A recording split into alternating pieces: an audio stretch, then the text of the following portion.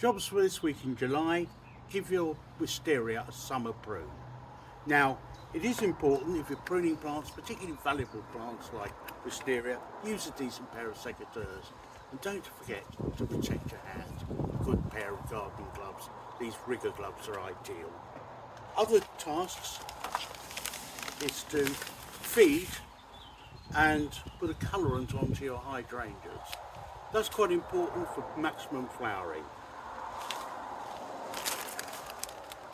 Strawberries are relished by birds, so put your net the plants. Just make sure that birds don't get trapped. Regularly inspect your plants and free any trapped birds, obviously, as quickly as possible.